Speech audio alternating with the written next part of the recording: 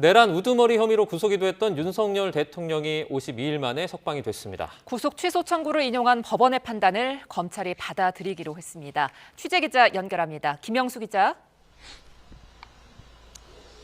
네, 검찰 특별수사본부입니다.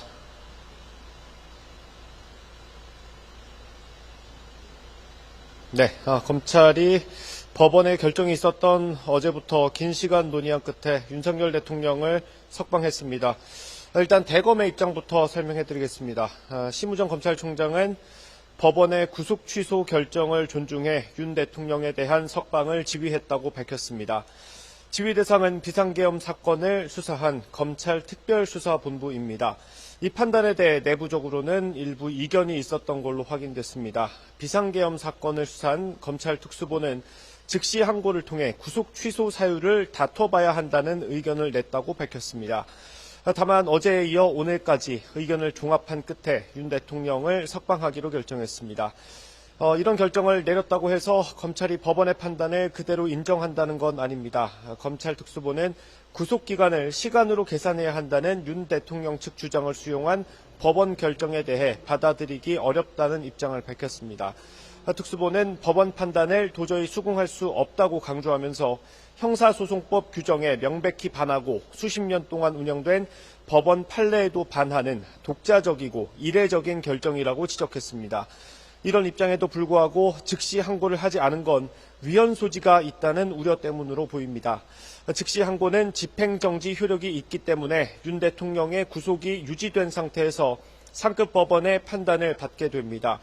그런데 구속 집행 정지에 대한 즉시 항고가 위헌이라는 판단을 헌재에서 내린 적이 있습니다.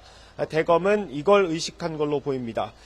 대검은 헌재 결정 취지와 영장주의 원칙 등을 종합적으로 고려해서 즉시 항고를 하지 않기로 했다고 설명했습니다. 즉시 항고는 하지 않지만 앞으로 진행될 형사재판에서 관련 의견을 개진하겠다는 뜻을 밝혔습니다. 대검과 검찰 특수본이 각각 언론에 공지를 보냈지만 구속 취소 결정 배경 가운데 하나로 꼽혔던 공수처의 내란죄 수사권 부분은 빠져 있습니다. 앞서 윤 대통령 측은 공수처가 내란죄를 수사할 수 없고 이번 수사 과정에서도 절차적 하자가 있다는 취지의 주장을 해왔습니다. 재판부는 이런 주장과 논란을 판단하기에는 법령의 명확한 규정이나 대법원의 해석이 없는 상태라고 판단했습니다. 그러면서 수사 적법성에 대한 의문의 여지를 해소하는 게 바람직하다고 밝혔습니다. 다만 이건 공수처 수사 단계에 대한 논란입니다. 그래서 검찰 공지에는 별다른 내용이 포함되지 않은 걸로 보입니다. 윤 대통령이 석방된 이후 공수처도 언론에 공지를 보내왔습니다. 체포와 구속을 담당했던 수사기관으로서 구속기간 산정 문제 등과 관련해 상급 법원의 판단을 받아보지 못하게 됐다는 점에 대해 유감을 표명한다고 밝혔습니다. 검찰이 즉시 항고를 하지 않은 것에 대해 유감을 표한 것으로 볼 수 있는데 공수처 관계자는 검찰이 결정하는 과정에 협의가 있었느냐는 취재진 질문에 없었다고 답하기도 했습니다. 구금 상태에서 풀려난 윤 대통령은 앞으로 불구속 상태에서 형사재판과 헌법재판소의 탄핵 심판을 준비합니다.